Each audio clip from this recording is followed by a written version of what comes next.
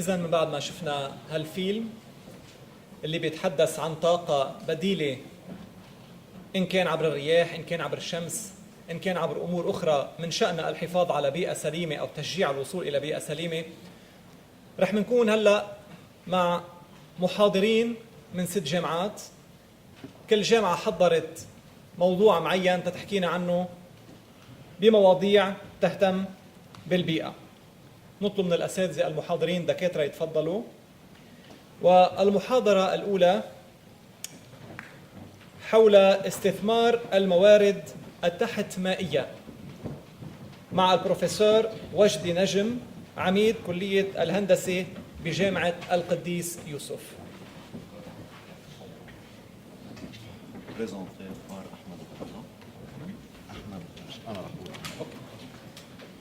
المحاضرة إذن رح بيقدمها الدكتور أحمد الحاج من جامعة القديس يوسف. Merci.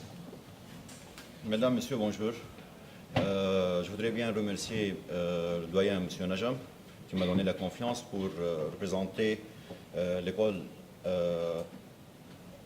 d'ingénieurs de Beyrouth, le ZIB, et le centre CRIN. Le centre CRIN, c'est un centre qui se trouve au sein de le ZIB et qui est concerné notamment dans l'environnement et de l'eau. Ce centre-là, ça fait une quinzaine d'années qui a commencé à éduquer et donner des diplômes d'études approfondies et a encadré à peu près des trentaines d'ingénieurs. De toute façon, dans le cadre d'une convention de cotutelle entre le ZIB et Montpellier 2, l'université Montpellier 2, on a fait un projet qui est financé par un projet européen qui s'appelle Meditat, et on a travaillé sur l'utilisation et l'exploitation des sources sous-marines. Ce projet-là est régional. On a travaillé en Syrie, au Liban, en Jordanie et en Turquie. De toute façon, concernant notre sujet, qui est les sources sous-marines de Cheka, est-ce qu'elles sont exploitables ou pas? Les sources sous-marines sont présentées dans la nature sous forme d'un panache d'eau qui est différent de l'eau de mer due à la densité. On remarque que toutes les sources sous-marines sont repérées dans tout le monde, mais on remarque encore que ces sources sous-marines sont concentrées dans la mer Méditerranée. Ce n'est pas surtout parce qu'il y a la présence des roches carbonatées, mais il y a d'autres phénomènes géologiques qui ont favorisé leur présence. Tout le long du littoral libanais, on remarque la présence de 54 sources sous-marines dans la côté nord, c'est-à-dire nord de Beyrouth, et 54 sources sous-marines dans la côté sud. Notre zone d'étude était concernée à Cheka, c'est-à-dire au sud de Tripoli. On voit que ces sources-là sont délimitées par 3 rivières. Au nord, c'est le Nahar Abou Ali, au sud, c'est Nahar al-Jawz, et au centre, c'est Nahar al-Asfour. Pour bien comprendre comment ces sources-là jaillissent, il faut bien comprendre la géologie. Donc, la géologie régionale donne une idée que le Jurassique qui se trouve au sommet forme un aquifère. La majorité de la zone d'étude est formée par le Cénomano-Turonien, et après il est couvert par le Sénonien qui est imperméable, et on voit encore que le Miocène est un aquifère qui est perché. On a en plus fait des coupes géologiques. Ces coupes géologiques nous ont facilité de bien comprendre la direction et le sens des écoulements souterrains. Donc, pour bien délimiter le bassin d'alimentation de ces sources karstiques, on a commencé à faire la délimitation géologique, c'est-à-dire la connexion entre l'imperméable et le perméable, c'est-à-dire entre sénonien et sénomanien, la flexure de l'anticlinal du Nahar al-Jawz, du Nahar Abu Ali, à cet endroit-là. Et ensuite, enfin, on a pu délimiter le bassin d'alimentation de ces sources sous-marines. Il est de surface 154 km².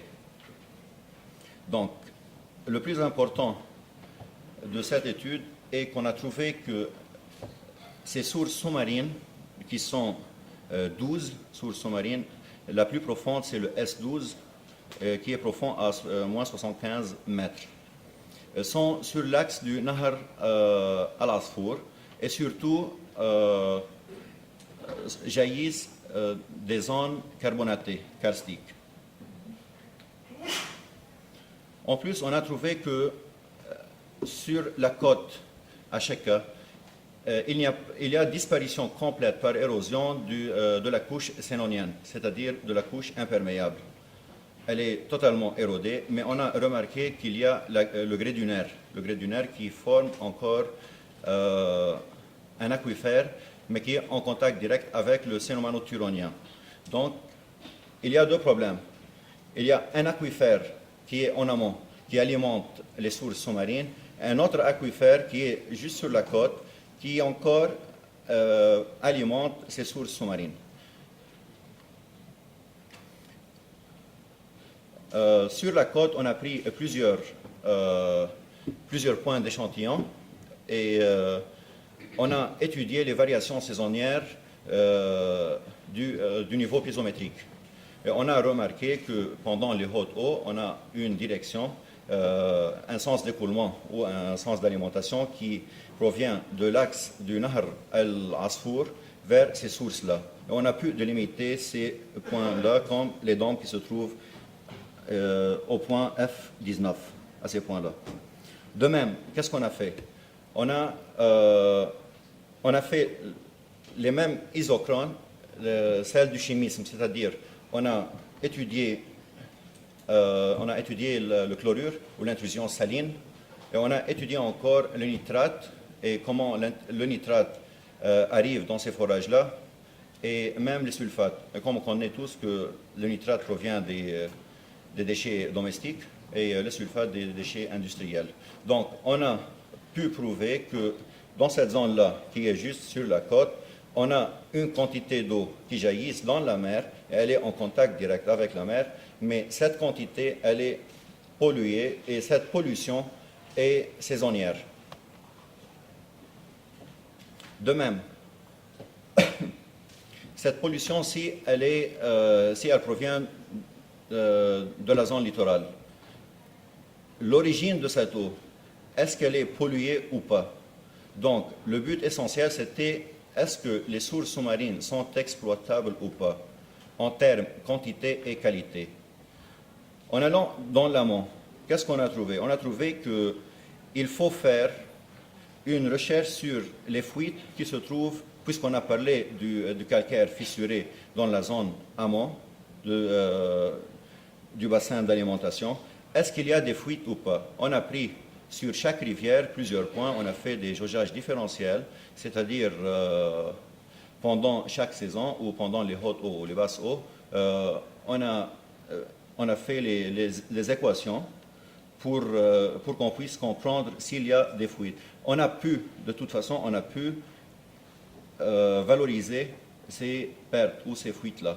Et on a remarqué qu'il y a des fuites sur Nahar al-Asfour de 42% de l'eau et sur Nahar al-Jawz de 23%, tandis que Nahar Abu Ali, il n'y a pas de fuite totalement. Ok, en plus, pour qu'on puisse comprendre le fonctionnement de ces sources sous-marines, on l'avait connecté avec le forage de Jradé. Le forage de Jradé qui est un captage utilisé pour l'eau potable et qui alimente à peu près la majorité de la zone littorale de cette région-là. Et ce forage-là se trouve dans la zone noyée, c'est-à-dire dans une dépression. Et on a essayé de trouver s'il y a un lien entre la charge qui se trouve dans ce forage-là et les sources sous-marines. En arrivant aux sources sous-marines, c'était colmaté par des pneus, par des galets et d'autres choses. On a nettoyé ces sources sous-marines, puis on l'a capté. Mais une fois capté, on a mis plusieurs enregistreurs comme un CTD. Ce CTD-là enregistre automatiquement la conductivité, la température et la pression. On a mis un débitmètre pour connaître le débit de cette source-là et un central d'acquisition et qui sont étanches, c'est-à-dire pour enregistrer toutes les données. Qu'est-ce qu'on a trouvé? On a trouvé qu'il y a une variation toujours saisonnière, même à la source, et non pas dans les forages côtiers. Même à la source sous-marine, on a trouvé des variations en nitrate, des variations en sulfate et en chlorure. Donc on a deux problèmes. Un problème d'intrusion marine et l'autre problème, la pollution anthropique et industrielle. Jusqu'à maintenant, on connaît bien que cette source-là est polluée. En plus, le CTD qu'on a mis dans la source sous-marine a vérifié que la connexion entre cette source sous-marine et le continent et la charge ou l'eau souterraine qui vient pour alimenter cette source sous-marine est toujours saisonnière. C'est-à-dire dans les hautes eaux, on a remarqué que l'eau est devenue douce, elle arrive à 0,600 microsiemens, c'est-à-dire comme l'eau potable.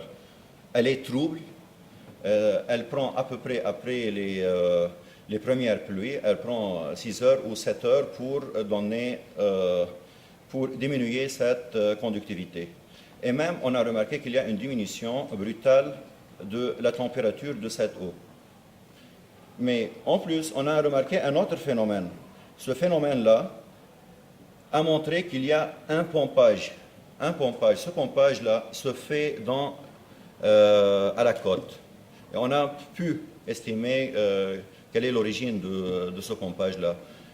En dilatant la chronique de ces données-là, on a trouvé qu'il y a un pompage, puisque c'est journalier. On a trouvé qu'il y a un pompage qui commence du lundi jusqu'à vendredi. Et samedi, dimanche, ça cesse, puisque c'est fermé. Hein? Okay. Et après, on a trouvé l'autre ou le troisième phénomène qui indique que l'eau est saumâtre. L'eau est saumâtre, c'est-à-dire qu'il n'y a pas beaucoup d'eau venant du continent pour faire un équilibre hydraulique avec l'eau de mer. Donc, avec le pompage des forages, on a une intrusion saline. Pour le fonctionnement, on a deux types de fonctionnement. Dans les hautes eaux ou les crues, on remarque qu'il y a les eaux souterraines qui viennent à travers le calcaire du cénomano-turonien et qui alimentent ces sources. Puisque ces sources-là ont une grande charge, ça jaillit avec la source S12. L'autre phénomène, c'est qu'en étiage ou la récession, où il n'y a pas de grande charge d'eau douce, on a remarqué qu'il y a, d'après les conduites karstiques avalent l'eau marine à travers la S12 ou à travers les fissures et fait que l'eau est saumâtre.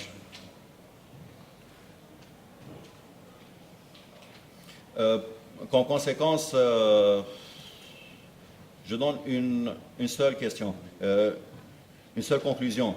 On a pu détecter ou démontrer que le débit annuel moyen de ces sources sous-marines est toujours surestimé.